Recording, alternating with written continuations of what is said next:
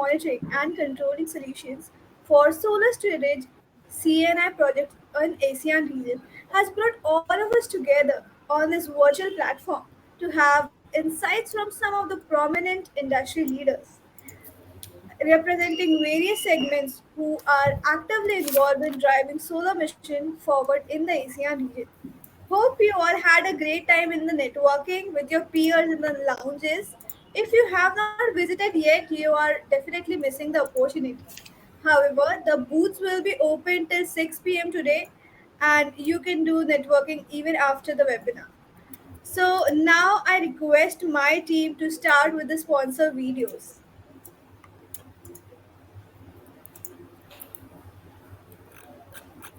Work. In many regions of the world, power grids can be unreliable or unavailable. That is why companies are resorting to solar diesel hybrid systems. Solar hybrid systems are power systems that combine photovoltaic solar power with another energy source.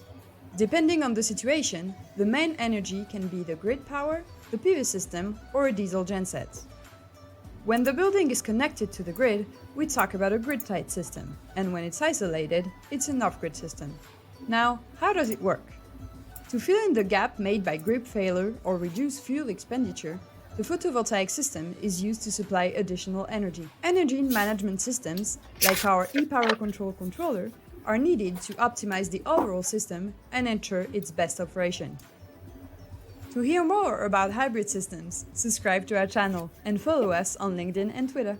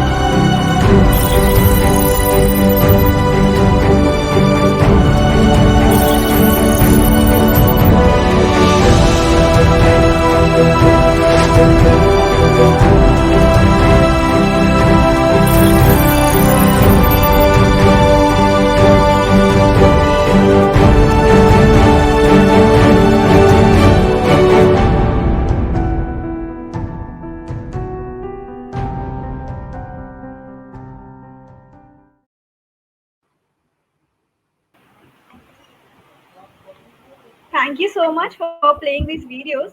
So, before starting today's proceeding, I take the opportunity to thank and welcome our partners for this event, Platinum Partners, Elum Energy, and Goodwe. Now, let me quickly take you through the agenda for today. We will be having two presentations by Goodwe and Elum Energy. Along with that, we will be having a power packed panel discussion about solar storage. In recent years, the CNI sector has seen a tremendous development of solar power integration in order to reduce the carbon footprint and air pollution. However, to continuously provide power and increase solar penetration, an energy movement system coupled with an energy storage system becomes a priority. But how to monitor and control the energy flow, store it and make it available during the time of need? A smart and intelligent way. Fortunately, the technologies and tools to address these challenges exist today. Today's webinar will help the developers and EPC players to figure out key technical considerations required to efficiently monitor and control their rooftop hybrid plants and what are the latest solutions available for this. Now, without any further ado, I will hand to Ms. Beatrice Fosoli from Elum Energy to give her presentation.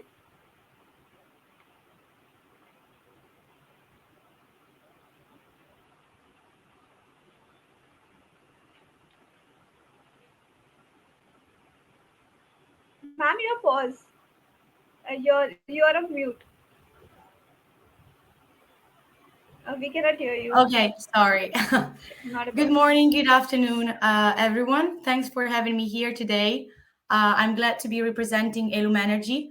I'm Beatrice, the APAC sales manager at Elum, responsible of the new opening office in Singapore. Today, I'm going to guide you through a quick company overview for those of you who are not familiar with Elum Energy yet. We will then move to the main topic of today, which is trying to understand why do we need an EMS when we integrate batteries in a system. I will then introduce you to Elum's EMS solution, and then if we have time, wrap up with a few examples of real life projects that we deployed. Elum Energy is a French company with several offices all over the world, soon opening also in Singapore, as I mentioned. We do provide monitoring and control for hybrid systems. We have currently 500 sites already equipped in more than 40 countries. And we offer a wide range of solutions for different kind of applications. Main focus of today's presentation is going to be microgrid, which we'll be referring to as off-grid, and solar hybrid system, which we'll be referring to as grid tied. But we also provide control and monitoring at a power plant scale. So before we talk about the EMS, I would like to first ask you, why would you install an energy storage system? I believe you're all confident and familiar with those concepts: increase reliability, fuel consumption, behind the meter services. So I'm not going to be spending much time on that. And today we're going to be exploring two main applications where batteries can be found as a new way to provide resiliency and sustainable power: the grid tied and the off grid. Please feel free to refer to the nomenclature above in the slide for your reference. Before we go deeper into the grid tied and in the off grid, I would first like to stress why there's a really why there's a need for an EMS when we integrate batteries. As you all know, batteries are expensive today. It's probably the most costly component in a hybrid system or in a microgrid usually. So we have to make sure that the battery is operated well.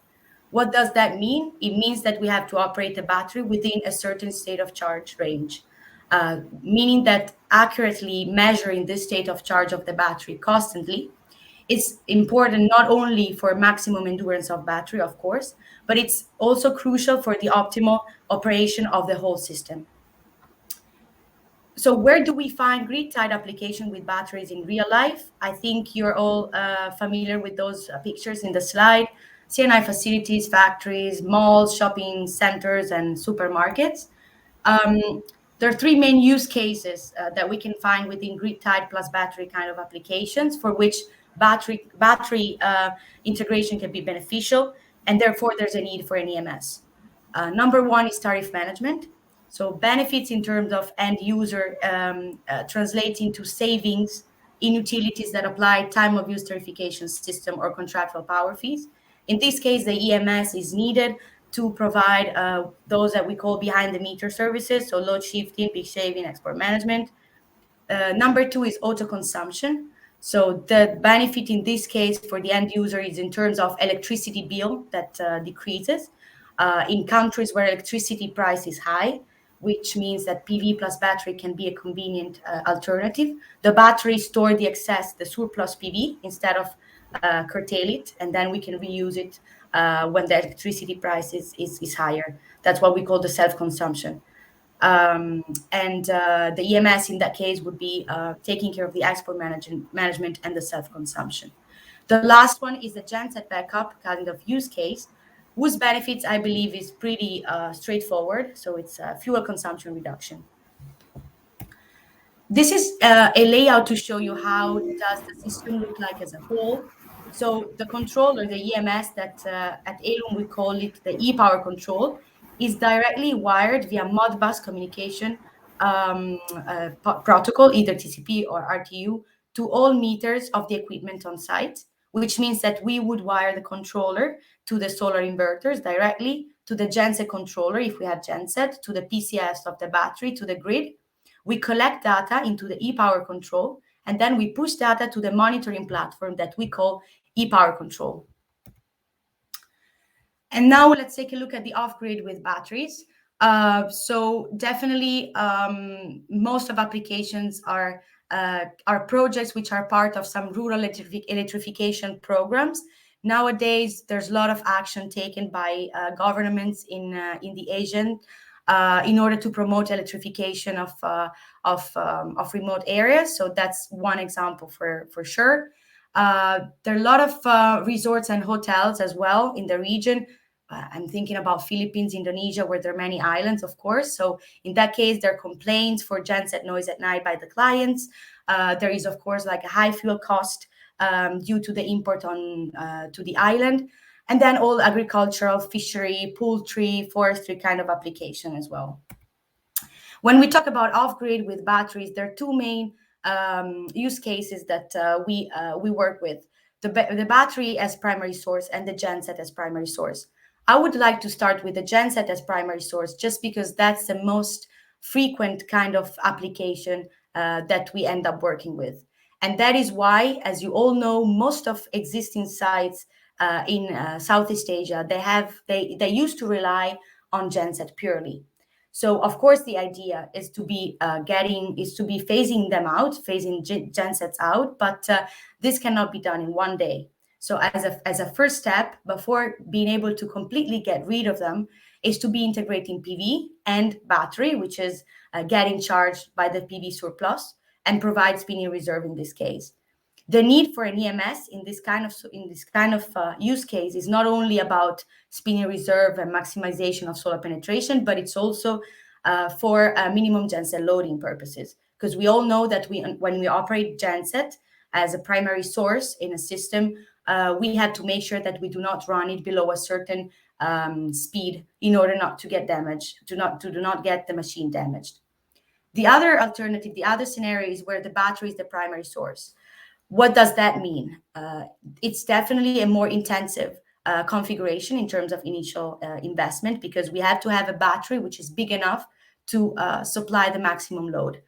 In that case, we might have genset or not, and might not have genset if they come in to support the load or to charge the battery when the minimum state of charge of the battery is reached.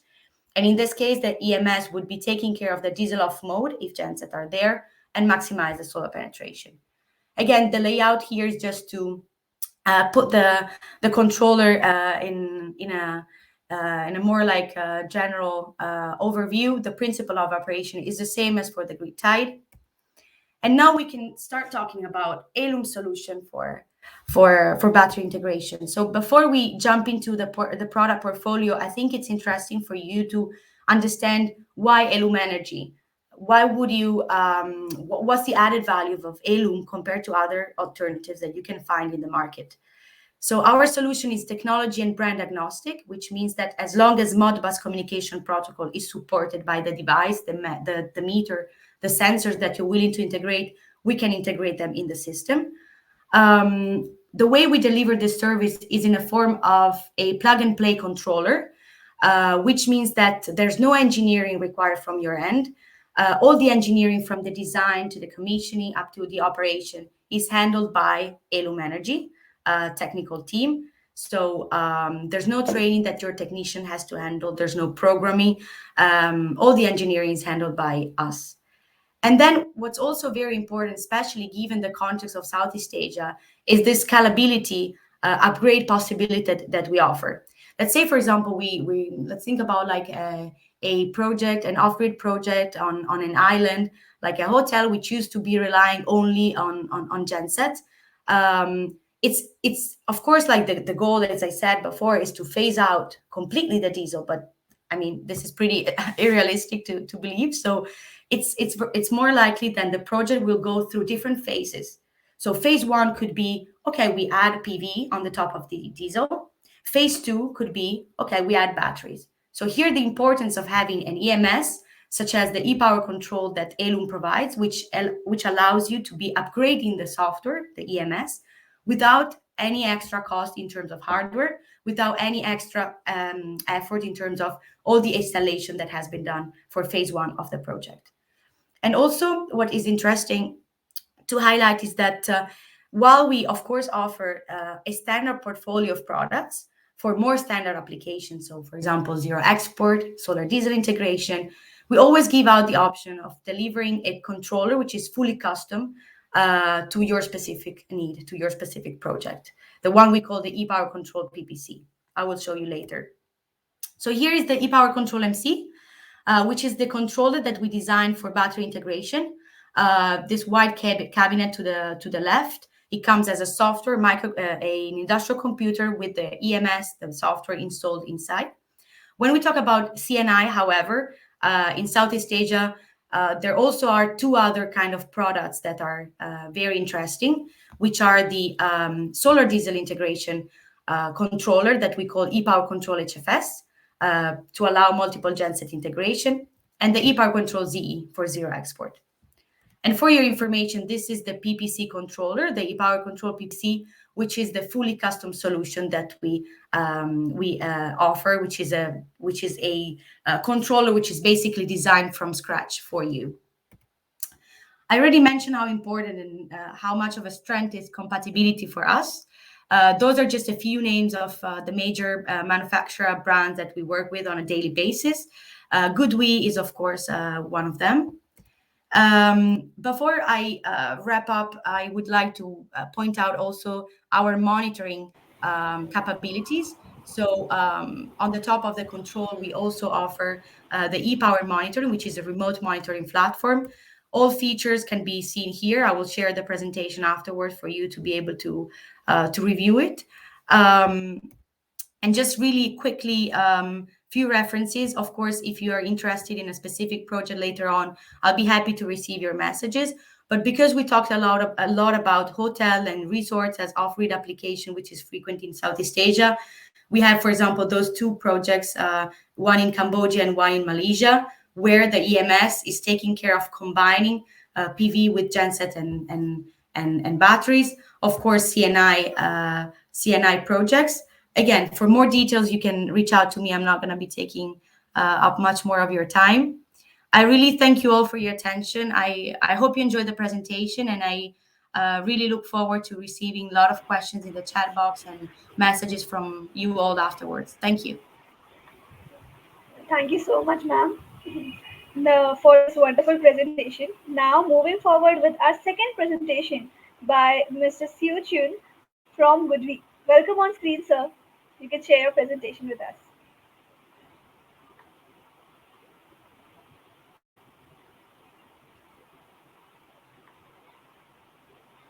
Sir, you're mute.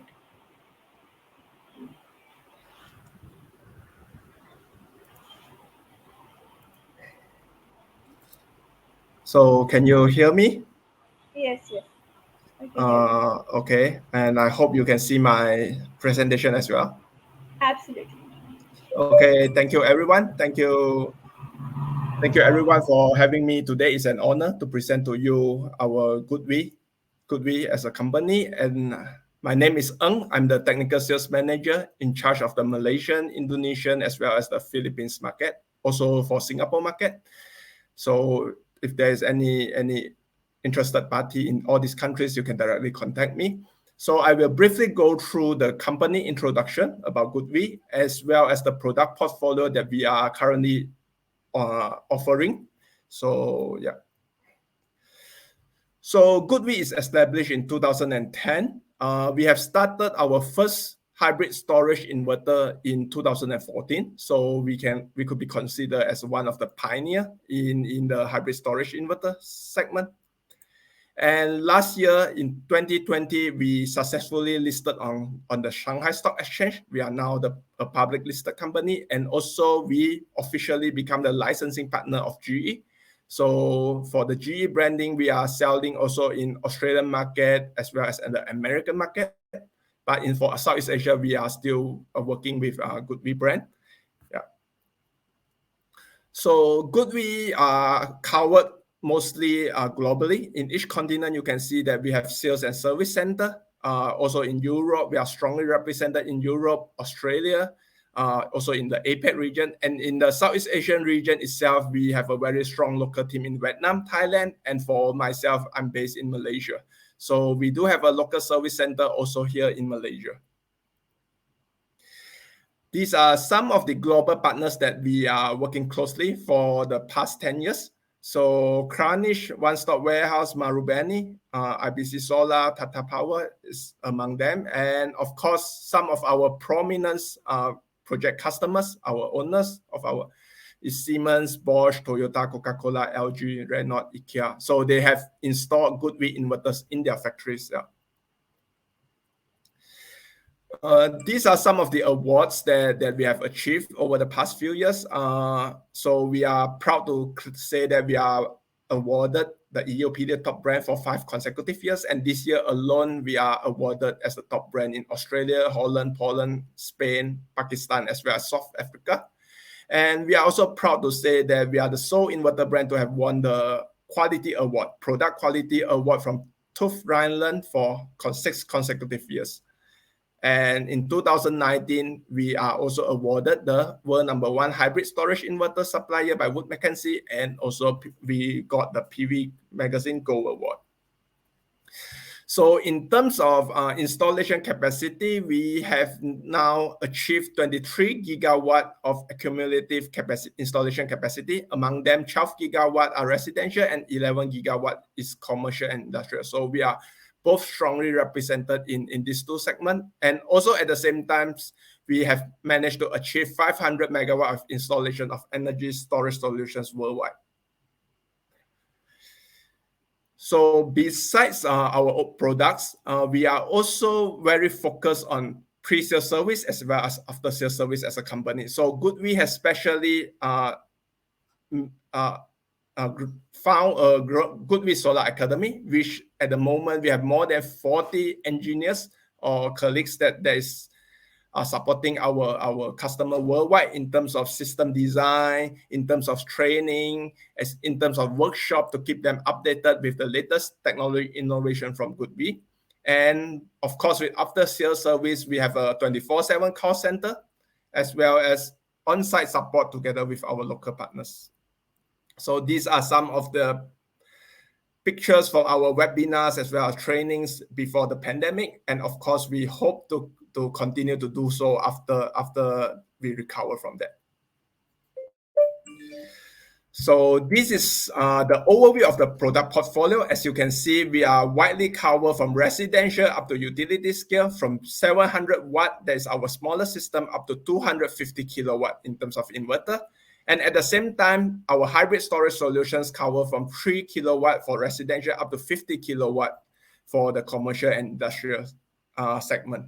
Besides that, GoodWe is also venturing into lithium batteries manufacturing, so we are able to provide a one-stop solutions for all our customers in terms of storage solutions.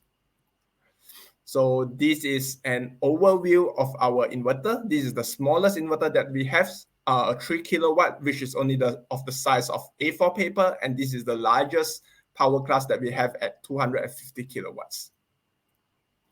So I will skip this quickly. This is the residential solutions, and for commercial and industrial, so we have a full range of product from 12 kilowatt up to 136 kilowatts with a 500 volt AC output.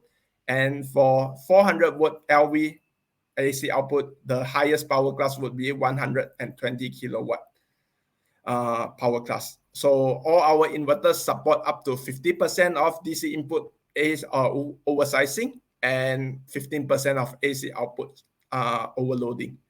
So we do support also AFCI as well as, So all our inverters come with a standard Type 2 SPD, both on DC and AC, as well as Type 3 SPD on the COM board.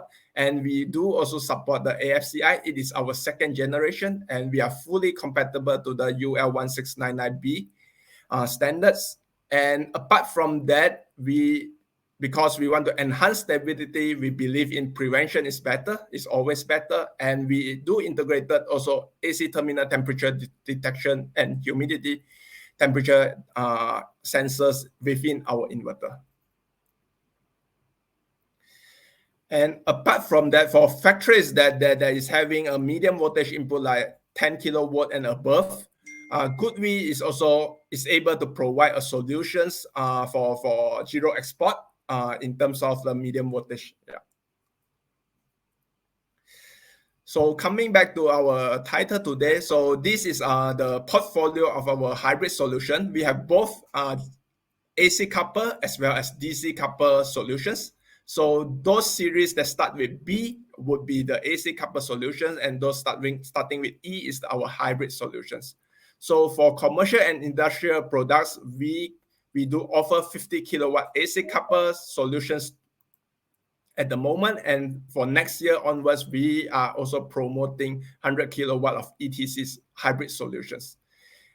Besides that, we also have this ET series up to 10, the biggest is 10 kilowatt, and we do support a parallel connection of 10 units. So basically, the biggest system that we can build with the ET series would be 100 kilowatt and 200 kilowatt hour system.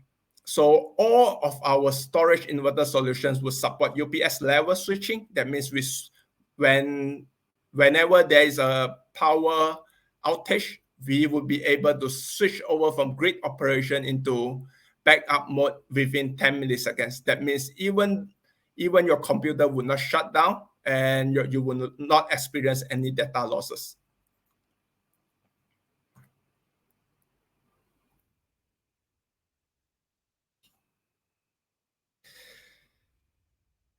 And we do provide also an all-in-one storage solutions.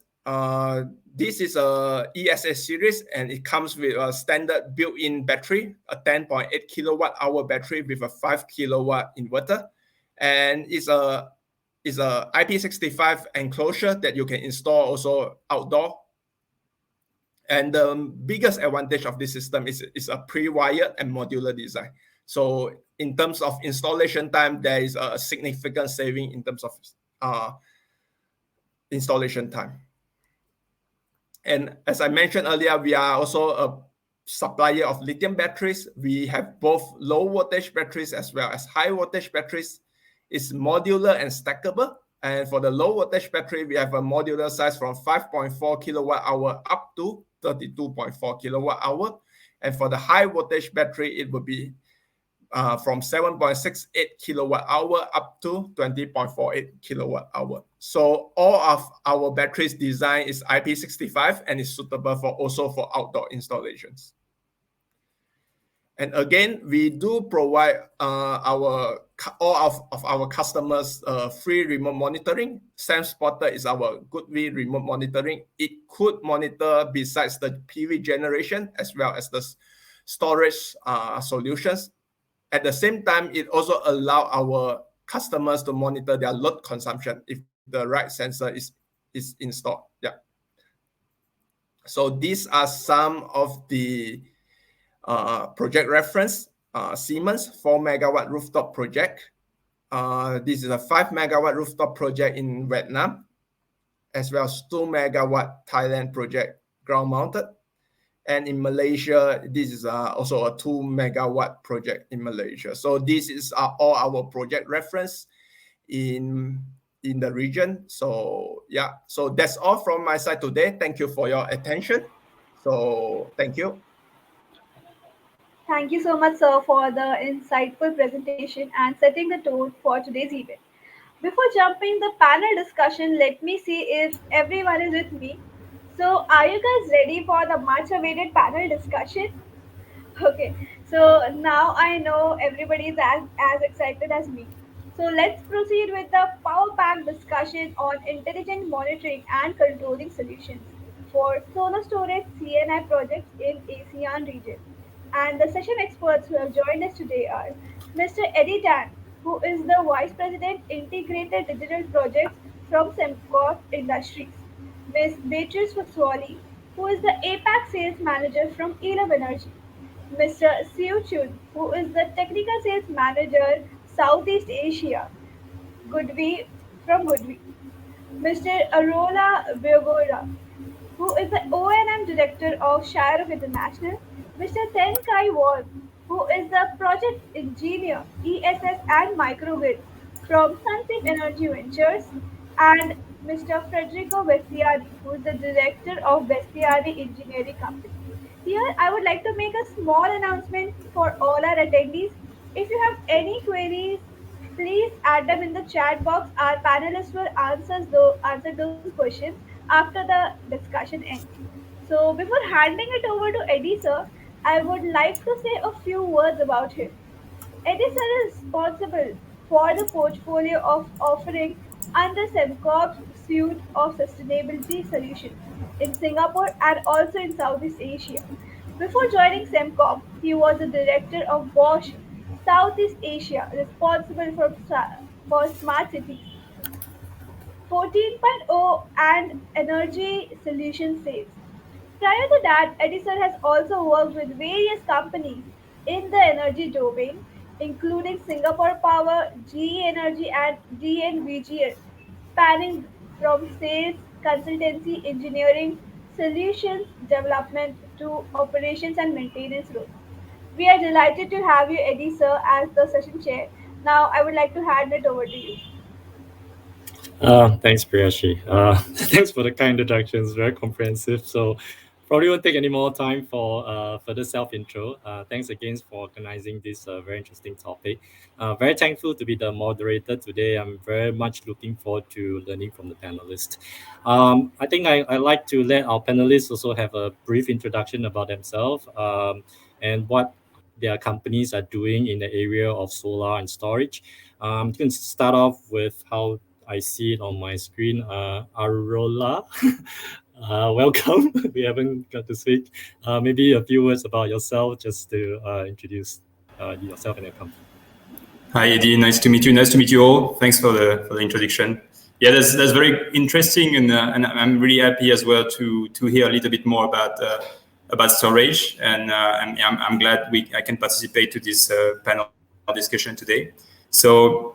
Yeah, myself, I'm working in ShareWork International. I'm focusing on the operation and the asset management. So this definitely interesting to read about, to hear about the storage solution in the future.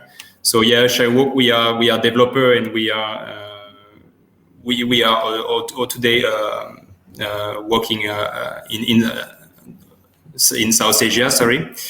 focusing on C&I projects, of course. Yeah, and yeah, so I don't know what else to say. I'm happy to. Yeah, we'll dive into more questions Yeah, later. exactly. All right, thanks, Arole. Next on my screen, Kaiwon from Sunseed. Hi, good afternoon, everyone here. I'm Kaiwon, and we'll be representing Sunseed Group in this webinar. So I think first of all, thanks Solar Quarter for giving us this platform for us to share our knowledge as well as for us to learn from one another. So for myself in Sunseed, I'm a project engineer from the ESS and microgrid department. At the same time, also performing business development roles for our other energy efficiency solutions. So as for what Sunseed is doing, Sunseed, we are a full spectrum clean energy solutions provider. So although our core business is in solar, but we are also recently ventured into other segments like energy storage, microgrids, EV charging, energy efficiency, green roofs, and etc. etc. So yeah, look forward to have this discussion with you all.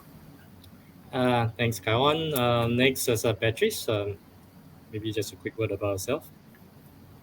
Yeah, I think I already told you everything about me. But yeah, I'm the APAC sales manager at Elum Energy. So our intention is really to consolidate our presence in the Asia Pacific, with main focus in Southeast Asia. And that's why we're planning on opening our new office in Singapore, which, I mean, it was supposed to be happening already almost, I mean, 9 months ago. And of course, everything got delayed. But once we'll finally make it to Singapore, I'll be the first one going there. So feel free to reach out to me if you want more information. I think you already know. Yeah, looking forward to a face-to-face meeting when you get here eventually. Yeah. The next Italian on the panel, Federico. You're on mute, Federico. Is it just me or I couldn't hear you?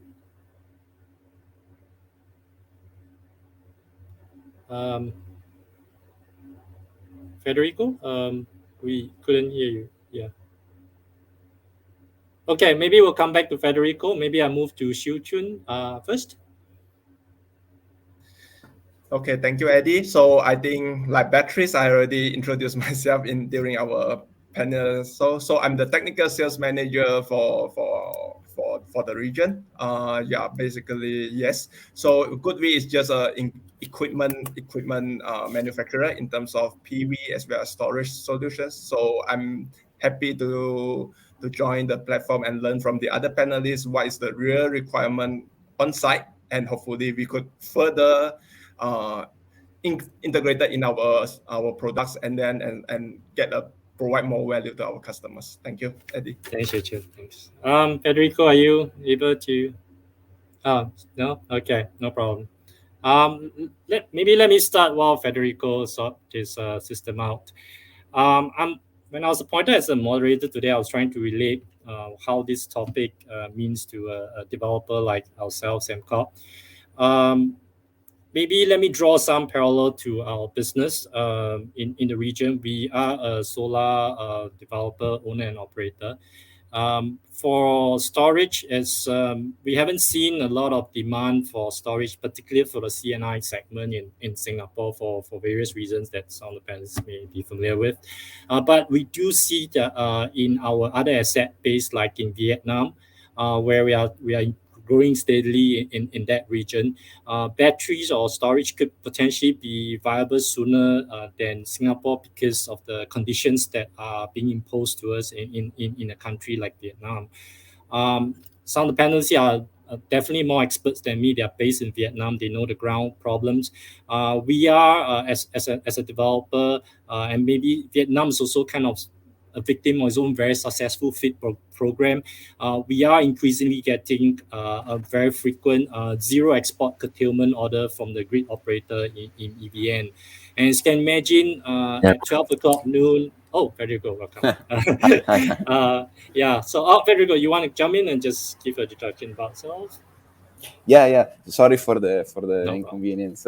Thank you for inviting me. I'm Federico from BEC. We are a solar rooftop EPC that started in Vietnam in 2018, and we basically saw the whole growth of the solar development in Vietnam that started in 2018, and we were able to build around 10 megawatt of rooftop, and now we are working to test and develop the BESS product into Vietnam, which in our opinion and many others in the industry is going to be a key for the continuous development of the green energy in Vietnam.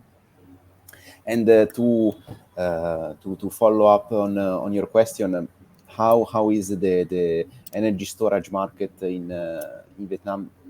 There is a lot of talk about that, but it is in a very early stage. So there is not any C&I or utility scale storage project up to now. One reason may be the regulation is not clear what is required to have when doing a storage project. So it's completely on a gray zone, and not any investor have made the first step yet. Since the end of last year, the policy for the solar also have been pending. So also that one added more uncertainty to the segment, and we are seeing that there are some small scale battery storage system that are getting proposed on the market, but mainly for the residential and small commercial applications. Those one are, I think, that are going to be the first one to adopt the technology because of the simple implementation and the higher energy prices that the residential and small commercial consumers are paying. But we are yet gonna see a commercial project. Some companies like our company, we are developing a pilot project for commercial and industrial that it should be online in the first quarter of next year. Hopefully everything goes smoothly, and then we will be able to give more to have more insight on this kind of investment in Vietnam. Oh, thanks. Thanks, very good. You mentioned it's interesting how residential is leading the way for storage in Vietnam. Particularly, I'm assuming it's because the grid is unstable. They want some continuity of supply. Is that also partly to replace diesel? Was that part of the motivation for residents, or is it just for stability? From what we see, operating mainly in a major city or industrial area, the grid in Vietnam is very good. Unlike other Southeast Asian countries, the blackouts are very rare, especially in the areas in the main cities. But I think the push to adopt the battery energy storage and the hybrid system for the residential is the possibility to produce and consume its own energy, because Vietnam have many buildings and many houses are few stories houses, like 3 or 4 stories, and most of them they have available space on the roof that they're glad to install the solar system. And now, since usually in a residential scenario, the consumption and the production is completely offset, because the solar system works in the day and the consumption is in the evening. So they are now implementing some small hybrid system or a storage system to take advantage of the solar mostly. I think mostly is for getting a small investment to get a good return on investment, more than protecting from grid power cuts.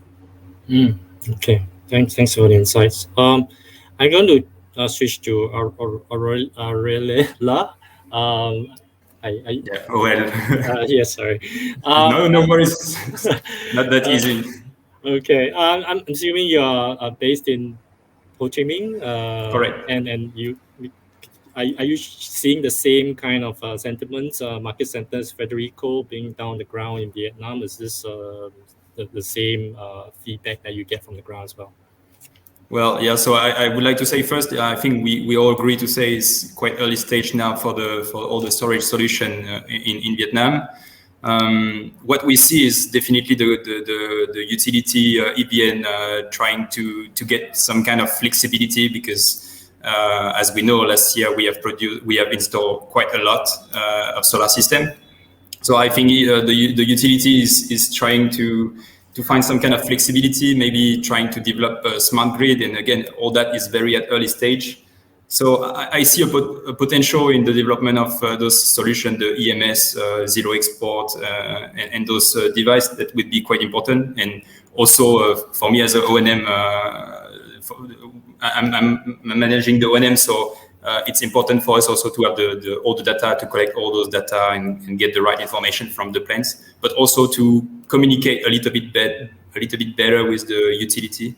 And I think it's also a good way to better work together, right? Because if we provide some kind of flexibility to the grid, it may reduce also the impacts of potential curtailments or things like that. So yeah, I would say maybe storage. I don't see yet. I think it's very early stage, but definitely all the solution of genset integration or development of smart grid or zero export model, especially zero export model. I think that's going to have a quite important role in the coming coming years in Vietnam. You mentioned about EVN not having the regulation or the policies yet for any of the ancillary services that you can potentially provide through your energy storage. So would it be fair to say that the low-hanging fruit is actually just to reduce the wastage from zero export, have it used at night? Has this already reached parity in terms of commercial viability in Vietnam? Do you see any factories, any C&I factories in Vietnam actively pushing for this because curtailment is really hurting their wallet? We start seeing it, but I don't think it's really viable yet. Maybe on some kind of factory. Maybe we can think about retail, but most of the factory it seems quite it seems it's very, very early. I saw some factory with the idea already to install storage. But again, I think it's really something. It's not really mature, I think, on the market, and I don't see it yet so much. Mm-hmm. So maybe curtailment hasn't been hard enough yet. Yeah, that's possible. Yeah. Well, even for us, it's getting increasingly painful. We get curtailment order at 12 noon. When the sun is at the brightest, we get that quite often these days. Yeah, actually, that's possible that curtailment in the future push this installation of storage solution. That's definitely possible. But yeah, still we managed to sell our electricity yet. But it's definitely. I think for the utility, they need those kind of solutions. So let's see. Maybe the country can also develop some policy and maybe need to structure a little bit more how we can sell the electricity, for example, during the night, because I think it's quite unclear yet. And yeah, that would be helpful definitely. Mm-hmm. Okay, thanks for the insight. I'm going to move on to a fellow developer, Sansip, Kaiwan. You obviously have a portfolio in the region as well. Maybe you can share a bit more about your solar. What do you see as the current status of this solar integration? Maybe not just within ASEAN. I know you have a footprint in Taiwan, in Japan. Can you share a bit more about what you guys are doing around solar integration? Yeah, sure. So Sunsip do have a regional presence all around ASEAN countries.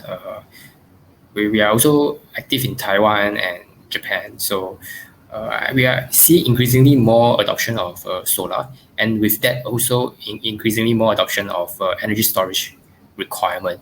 Because countries like Taiwan with relatively unstable grid and with more and more solar PV adoption, I think energy storage is just a matter of time when they start to adopt it. But as for Singapore, I think as Eddie has rightfully pointed out, it's still very slow in terms of uptake, which I believe is due to a few reasons. First of all, is we have the land constraint. To have any project to materialize, we need to have this land, and besides that, also as for storage specifically, I think in Singapore, a densely populated country, the fire risk is a very hot topic. So that's one of the hurdle that we are facing when it comes to a widespread adoption of storages. But that being said, in Singapore, we do see more and more companies that come up and say that, look, we want to replace our backup genset with storage because we want to go green. So there's this trend that's slowly coming up. So as for solar, Sunseed, we constantly push the boundaries. I think not just installing it on the rooftop, but also in reservoirs and offshore in Singapore. I think Vietnam also, we do have a few projects there. So solar is definitely going up, and ESS it will follow the solar adoption, I believe. Interesting you say that we haven't got enough land, so I know we are now looking towards the sea, potentially putting ESS under the sea like data center. I think these are the innovation that are coming up. How it's going to work, we'll soon find out, but I think this is an interesting area that how we can innovate to find use case and find new real estates to put those very expensive assets. Okay, I think we talked about a lot about how the storage would have to potentially work with the grid. I mean, for any ancillary services to happen, it has to work kind of seamlessly within the grid.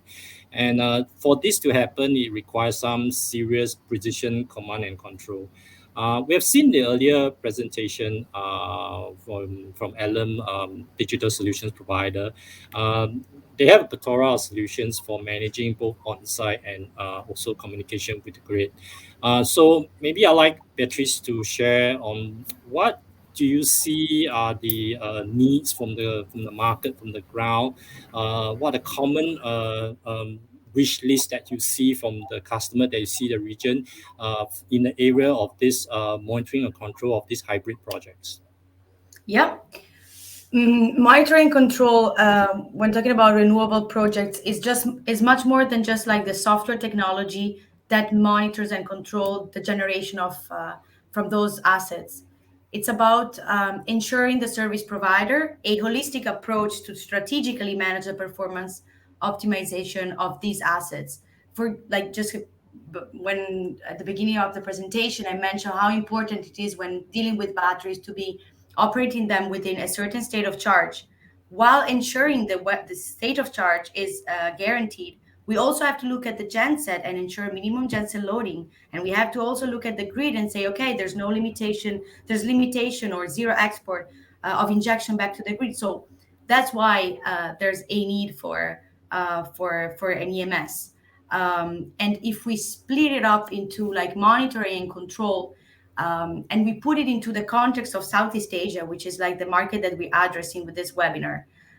We're talking about geographies where adverse climate events are frequent.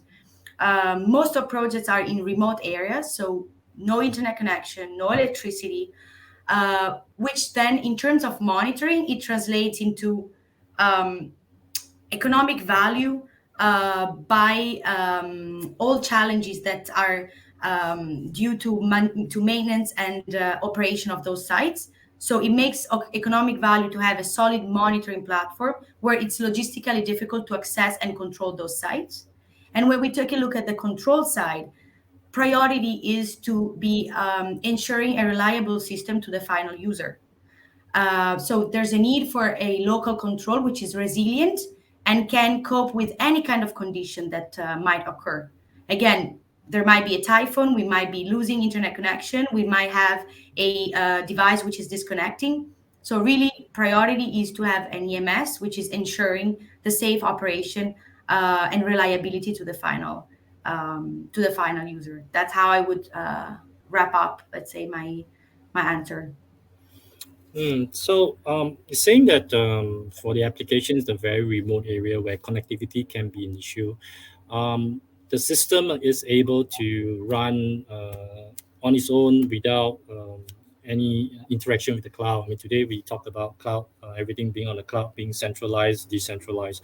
So do you embrace a more centralized architecture, or is it decentralized? Because you mentioned that being a remote, then I'm assuming it has to be decentralized. So everything is autonomous, running on an island mode. Is that kind of the approach of your solution?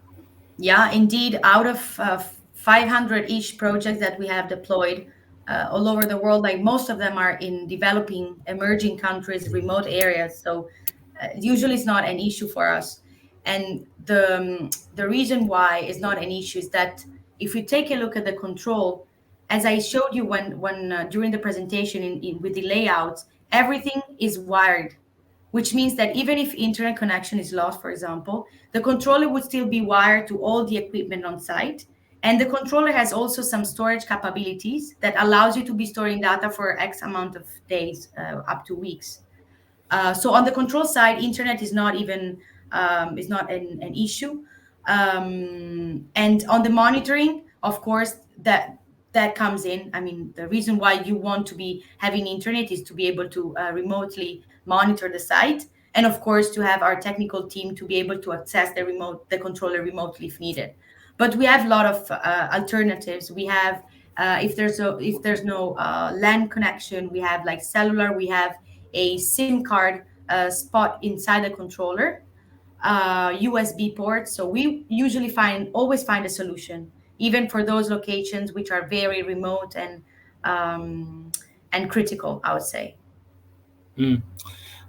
Just to pick on this a bit more, because we are increasingly venturing into the more frontier countries like Myanmar, or even very remote regions in Indonesia. The problem that we had was between being able to connect to those devices, knowing what they're doing, and not knowing what they're doing because there's no connectivity. I'm assuming also that you're moving to Singapore to be closer to the ground, that you would appoint your resellers or partner in the regions that you can get to the site and restore the site if there's a problem. What is your go-to-market strategy in terms of proliferating your solution in the region where we have very remote region, where even in Vietnam, we have sites that are 6 hours away by road if there's a problem with the site. Is the solution you're developing kind of, we heard a lot self-healing, right? Is this somewhat in your design philosophy, the system is supposed to be self-heal and able to work until someone 6 hours later can come and look at what's wrong with it? Actually, because our product in the end is a software. So as long there's internet connection, our technical team, our customer support team will be able to access the controller remotely. So again, most of projects we have are spread all over the place in the world. And we have a ticketing system that the clients can use and leverage on if there's an issue. Of course, based on the different level of criticity, we will take a few hours or like more time to reply. But because it's a software, everything usually can be done remotely. But of course, we also, of course, the goal of moving to Singapore is then to ultimately have a team also locally. It's interesting to point out is that we anyways like try to give flexibility to the client, meaning that, for example, the commissioning can be done with our customer support team being assisting you remotely.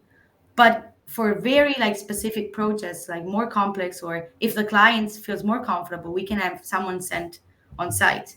For one of the biggest projects that we deployed in the Comoros Island that you will also find in the presentation, we had one of our engineers spending 1 month, 2 months in the Comoros Island for the commissioning of the site. So again, we try to be flexible not only in the solution technically speaking, but also in the kind of service that we try to deliver. I don't know if that answers your question. Yeah, it does. Because as a developer, we require a lot of on-the-ground support. Yes, a lot of solution can be supported remotely via the cloud, but when connectivity is down, one of our selection criteria are vendors that can give us the on-the-ground comfort that if something goes wrong, we can call someone on the phone, someone will pick up the phone, and someone will go to the site and solve the problem for us. Okay, thank you. Thanks, Beatrice. I'm going to move on to Xiu Chun as the next other solution provider on this panel.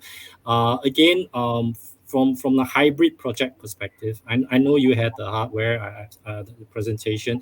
What do you see as the as the most prevalent request from the market? What kind of product? What kind of sizing?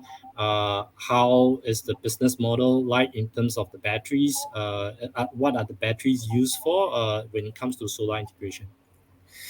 So thank you, Eddie. So I think batteries has very rightfully summarized the importance of monitoring and control. I just want to point out one thing, as we know in the context of ASEAN. So the battery pricing is relatively high compared to our utilities tariff. That makes the financial feasibility is always an issue for project developers like Sunsip and Semcorp, of course. So I would see the advantage of monitoring from my personal experience would be the battery sizing optimization. So what I see locally in the market, especially Malaysian market where I'm based in. So to be honest, because of the low tariff, there is no demand on the time of usage or maximization of self-consumption. That is not the business case. But what is interesting, we are having inquiry from peak load shaving, because for commercial industrial, they have this maximum demand, which is something that is interesting.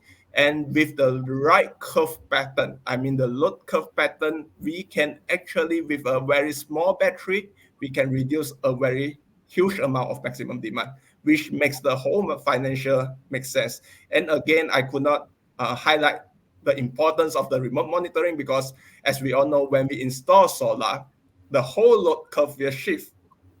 So it is important with the monitoring, remote monitoring, and the data that we eventually can do our battery sizing step by step, modularly, and step up the battery sizing. And of course, we know PV system is also a 25 years investment project. So we could not expect each factory to have the same production capacity or machinery running for 25 years. Sooner or later, they will start to inject new machinery and so on and so on. And I think that's where remote monitoring will come into a very important play to highlight, okay, something you have at a new machinery, the consumption is high at this and this certain level, so you can continuously improve your whole hybrid system on that. Yeah, that is something that I want to add in addition to what batteries has said. Is it always a prerequisite that you see in your customer base that solar is a prerequisite for batteries to be installed, or have you seen any storage project on its own for whatever use case that you have seen so far? Because we are a very solar manufacturer, solar product manufacturer, most of our inquiry come from our solar customer base. But I would not say that there is no requirement regarding from non-solar customers. Actually, there is also some inquiry. So battery can actually also assist to do the peak load shaving as long as it makes financial sense. Yeah, I would say so. You mentioned about monitoring and control. Do you also do optimization? I mean, I don't want to say AI or machine learning, but visualizing the data is one thing. How do you change the data into actionable insights where you can then do certain action to further optimize the plant, making it more commercially viable than it was designed for? Have you been able to achieve that to make energy storage or hybrid storage really a viable product and solution for the region? Have you seen anyone else really see it as a viable solution? So as most of our panelists has pointed out, so it's at a very early stage. There is a strong inquiry on that. Everyone is looking into it. Everyone is exploring it. I have spoken to a lot of customers on the battery sizing part and how should we size the battery. On paper, it makes a totally financial sense, but in terms of financial projection, it's not so straightforward as a PV system. So they do have some problem in convincing their end customers in buying into these solutions at the moment. So I think that is something we need to, like solar before that, we need more educations and more references where we have more I would say when the customer understand more about what is happening and what a solar BESS system can do, then we will see a better or faster uptake in the BESS. Okay, thanks, Richard. Developers like ourselves, I'm sure Kaiwun, Sansip, and Aurela, as a developer, you probably share the same sentiments. We are constantly always trying to squeeze every single drop out of the solar assets that we have to improve our performance ratio, etc. But with the onset of storage coming in different shape or form, maybe I'd like to hear from my fellow developers, like maybe Kaiwun from Sansip. How do you plan? I mean, you have some experience playing with storage already. How do you plan to structure storage into the asset mix to help optimize this whole package for the C&I segment? Have you any secret sauce to share? Okay, thanks, Eddie. Yeah, I think first of all, I would say not all PV deployment will need energy storage. I think it really depends on the load profiles. So a very detailed analysis and simulation has to be done to properly size each of the components in, say, a microgrid. So just an example, like in industry where the peak demand happens in the day, and then it coincides nicely with solar generation. And I think in this case, we don't really need that much of a storage.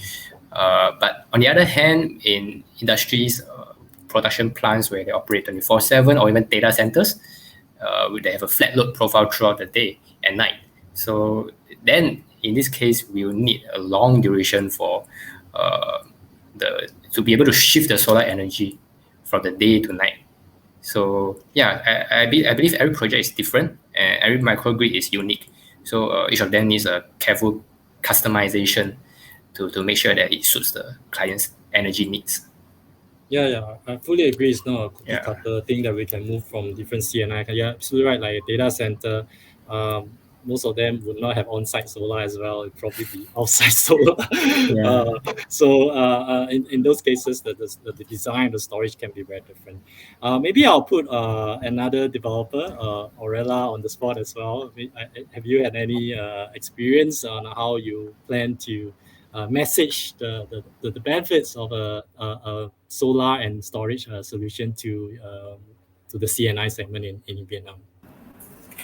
Yeah, sure. So first, I would like to come back on one point. You mentioned it already, but the importance of monitoring, and I think that's right. I think the monitoring will help us to look the two aspects of the technical aspect and the financial aspect, because I think this is what we need to look at today when we talk about the battery together with solar.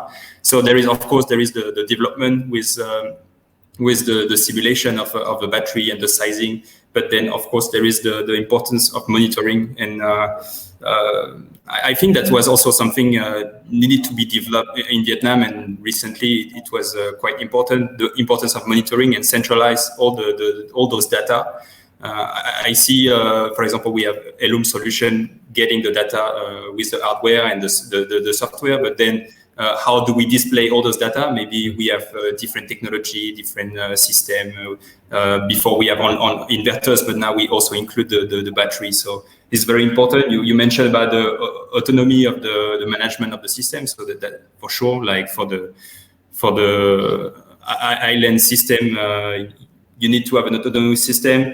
But also, those systems need to be able to optimize. And you mentioned it a little bit. I don't know if technically today we are so much ready to I think the EMS is more and more interesting, and we start to have the optimization, technical and financial optimization. So yeah, we are looking at all that. Today we focus in Chaiwo, we focus on centralize all the data we have already on all our rooftop, getting those data, be able to build reports, to go into details, and also to have the global pictures of our portfolio. And I think that will be one of the most important things when we start to think about including some storage solution. So first is to be able to monitor correctly our assets. Absolutely. You can optimize what you cannot visualize, right? You need the data to platform. Yes. But you mentioned something very interesting. Actually, you mentioned that sometimes we are 6 hours far from the site, and the internet connection stopped to run, and you have no idea why. And that's a challenge. You're right. That's a big challenge. And I hope the hardware can also try to develop in this way, like we can reboot the system automatically or something. Yeah. Because it's so easy to have a modem that just break down, and then what's happened? And do you want to bring a guy 6 hours doing corrective maintenance just for internet connection? Yeah, I mean, you from the O&M would know the pain of that, right? It could be as simple as just a modem failure, but the site totally, at least on our screen, it blacks out totally. And even me, I'm monitoring it from Singapore, I'm a total loss of what's happening outside. Is that fire, or is it just a modem failure? It's total blank, and I only get that news 6 hours later. For O&M and for asset management, data is everything, right? If you are blind on the data, you can't see anything. So yeah, it's definitely important today with the solar only, but also tomorrow for the storage solution together with solar. Thanks. Let's hope we can find some silver bullet to that. My own having a lot of problem in Vietnam. Maybe a perspective from the EPC. Federico, do you see yes, what is the trend in terms of how the C&I segment would see storage? Is that a way? I mean, from EPC perspective, would you also try and push this solution to the customer as a form of having more stability, increasing their the returns because of curtailment? Are you actively doing this, and what kind of monitoring solution are you typically deploying for the customer? So for the monitoring system, I also agree with the previous speakers. The monitoring is very important, and what we are offering to the customers is already a customer that they are installing only the solar. We still apply a monitoring system which is more full scale of the factory. So we don't only see the solar system, but we see actively the factory and the solar system. So we are able to see when the factory consumes electricity. So we see the load of the factory, and we see the power generation of the solar. So we are able to see some possible gaps where the storage can fit in and create a benefit for the customer. We see these possibilities in the system we made. So we have the possibility to upgrade the system with the use of a retrofit storage system. The problem as it was mentioned before is often the cost of the battery compared with the electricity price makes a payback time of investment which is unacceptable for the local customers, because whatever has a payback time longer than 6 years is not even took into consideration in Vietnam as per my experience. 6 years. Wow. On the best situation, when working with some bigger project with some international support, it can be longer. But then we are talking about some utility scale with some deal with some foreign bank, and then we can aim to maybe 8, 9, even 10 years. But for a C&I, as per our experience, is absolutely difficult to try to convince a Vietnamese customer, factory owner, or even a foreign manufacturing company to invest in in 10 years. They don't even know it's going to work next year or not. So that's challenging. One thing that we are seeing that may actually be interesting for the industrial application is the possibility to protect some loads. To protect from a power outage that are still very not frequent, but some factories have some process that cannot be stopped, cannot simply be stopped, and sometimes the capacity of the generators is kicking too late. So there is a gap where the factory may have some big troubles. And so the battery system can kick in, as our speaker from Goodwe was saying it, and the equipment does not even switch off when there is the power outage. This is a big advantage for some industries, but now we are still a niche on the market. So yeah, I think the possibility to bring some evidence with some pilot and control the cost of the application, not only the hardware, but the installation and the license required for that. So with the local utility and with the fire safety, the total cost of the investment need to make sense, and then we will see a great adoption. Yeah, I agree about using storage potentially as a large UPS. Because I was doing some Industry 4.0 projects, the consequential losses for outages can be very high on a non-discrete manufacturing line, where they have to actually dispose entire batches of some chemical if the power goes off somehow. So yeah, that could potentially be one of the use case that can drive the viability of storage earlier. I'm conscious of time. I'm going to move on quickly to our solution provider, Xiu Chun. You have heard the wish list from developers like ourselves, what we like to have in terms of the product, what we want to see. It has to be cheaper to be viable. From a technology provider like Goodwe, you're probably going to say your technology is the best, but do you see what is? I mean, it's fine to say that, but what do you see as the best available solution in the market to monitor and control this? I know you are very strong in technology, in hardware you produce and you deploy them.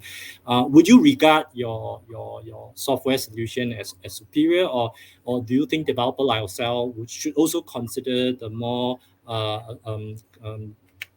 customized solution from independent software players, from the big players to the more bespoke ones? Okay, I will try to be as neutral as possible. But from your previous comments and requirements, I think the most critical problem would be communication or network communication in remote areas. So I would like to share the current state-of-the-art technology that we are using. So first of all, we do have a remote cloud-based monitoring, but at the same time, we also implement all our intelligent algorithm into our products. That means it's actually locally based, like what batteries from Elum actually pointed out. So for algorithm like peak load shavings, maximize self-consumption, even for backup, everything is integrated into our product, and you do not need to have the internet connection for it to function properly.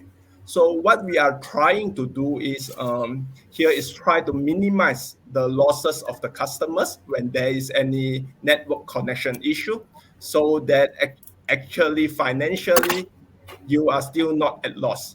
So that is for one. And in terms of the cloud-based monitoring, we have integrated definitely the local data storage function in our product as well, so that when there is network connectivity problem, you will not endure any data losses. That is for one. And the other one, our communication module would also have the capability to search the network once it is available.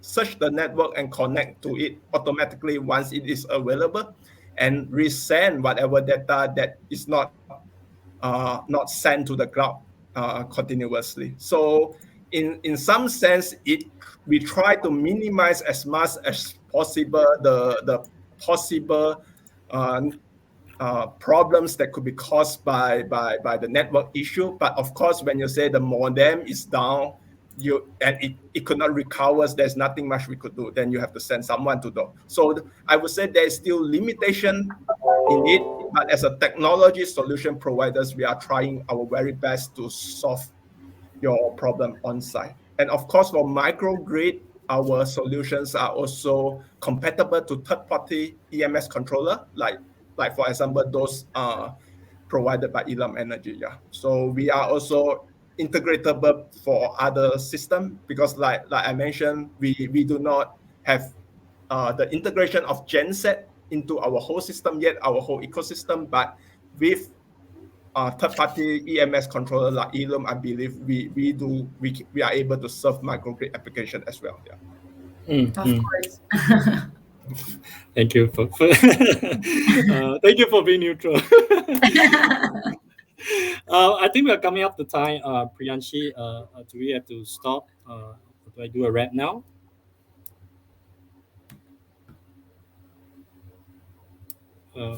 We can't hear you again, Priyanshi.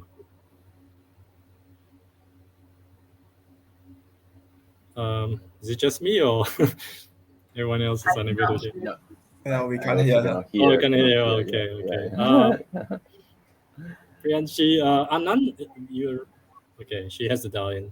Okay, well, while we wait for Priyanshi, I get a bit more airtime. So I kind of going to do my own rap myself, since this is the last few minutes. Am I audible now? Okay. Yeah. Yes. Yes, I'll just do a quick wrap. So thanks again to all the panelists. I've absolutely great insights. I've taken 2 pages of notes. I think from a developer perspective, again, we shared some of the challenges that we have in the region. Storage could potentially be an answer to some of our problems. I mean, even doing a black start to the site, that we need power, right? If the site goes off, some storage can help to do some black start for stuff.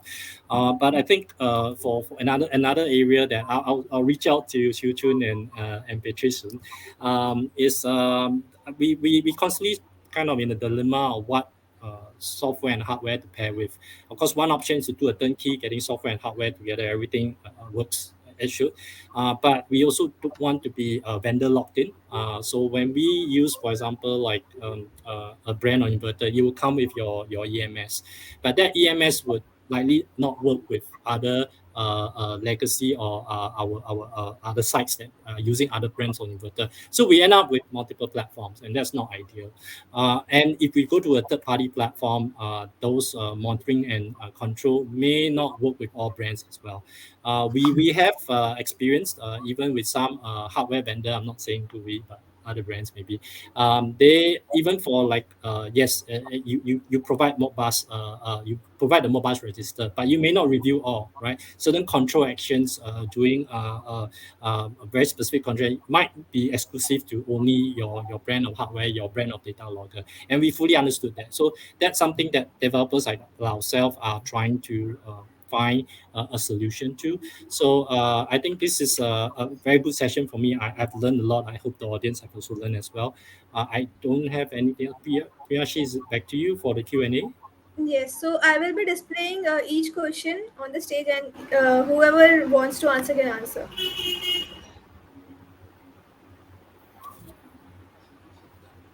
This is for Eddie sir, I believe.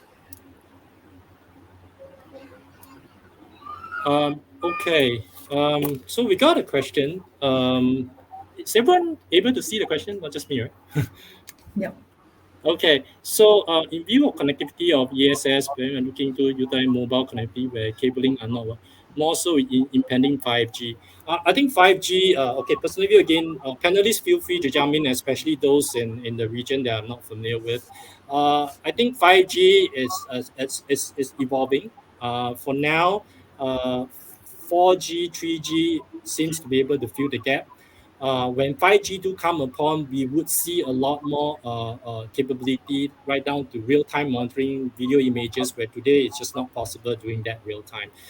There's a lot of excitement around 5G, but the concept of 5G as microsites and all that is kind of uh, dif- uh, different from the 4G setup. I don't know. I think maybe Singapore 5G may be soon, but for the other region, I haven't seen 5G being deployed yet in other regions. Maybe Federico or Relay can comment with if 5G is something that's the trend for solar monitoring in your region. Thank you so much, sir. So I'll display the next question. This is for Beatrice, ma'am. Yeah. Yeah. Well, okay. Yeah, of course. I think there's another part of the question. I think it comes into, so Maybe you need there's to this one, scroll and there's down. also another. Like the question is, um, in regards to that, how do you think the best approach to implement that kind of projects? As you mentioned, one location can take a month for commissioning the system. Well, in that case, can you hear me? There's there's a weird echo. Ma'am, I would request if you can leave and rejoin. Yeah.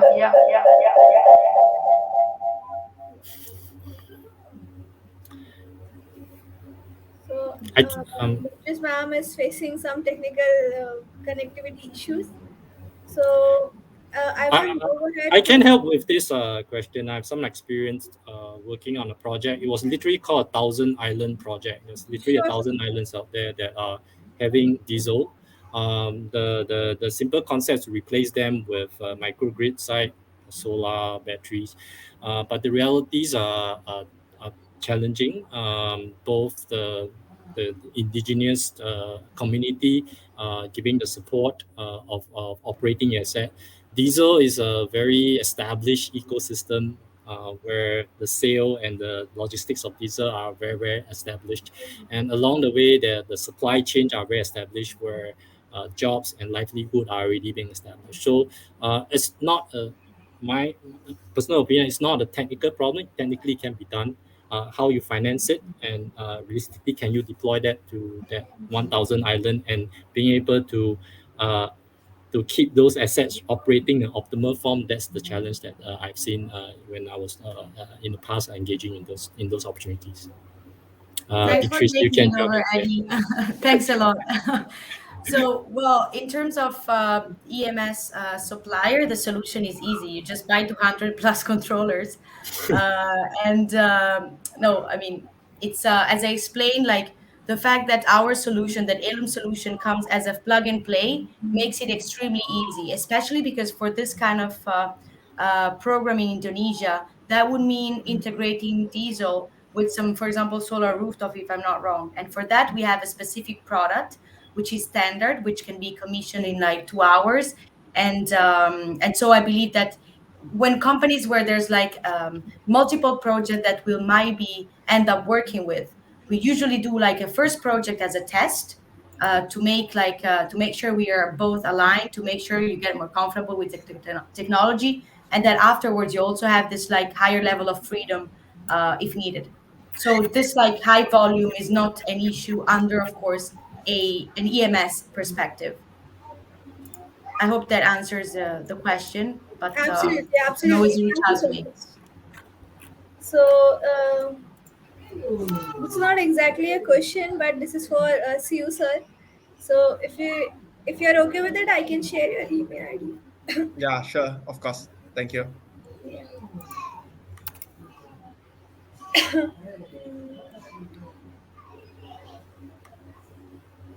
One more question. Please let me know who can answer this. That's the same as before. That's the one I answered. Okay.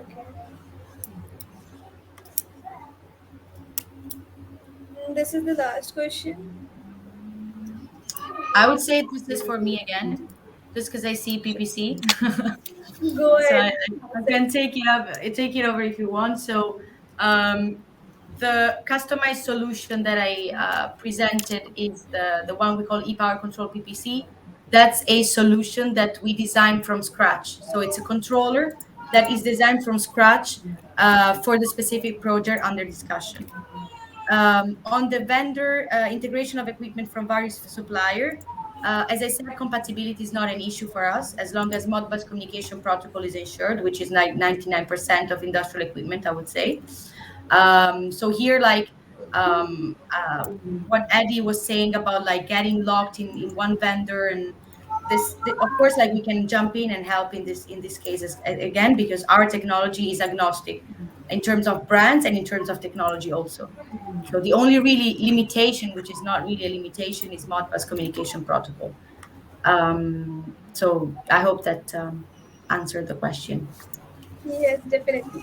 So, thank you very much to all our esteemed panelists. Glad to witness a wonderful session. Eddie sir, just a note to thank you for your excellent job Thank on you. moderating the panel. You were impressively well prepared and extremely professional in the way you kept us all at the highest of our attention for almost an hour. Plus, you were phenomenal in making the panelists appear at their very best. So it is not an easy job, but did it well. So thank you so much. Thank you. So with this, we have come to an end of this virtual event. Thank you everyone for extending your time and support for the event. A special thanks to our platinum partners, Goodwe and Elum Energy, for extending their immense support to organize this event. And after this, we will also be having networking, and also we can go and book a table. So we promise you to come back with more exciting topics very soon. The floor is open for networking now. Thank you so much, everyone. Thank you. Thank you. Thank Thank you. you. Thank you. Thank you. Thank you. Thank you. Thanks. Thanks.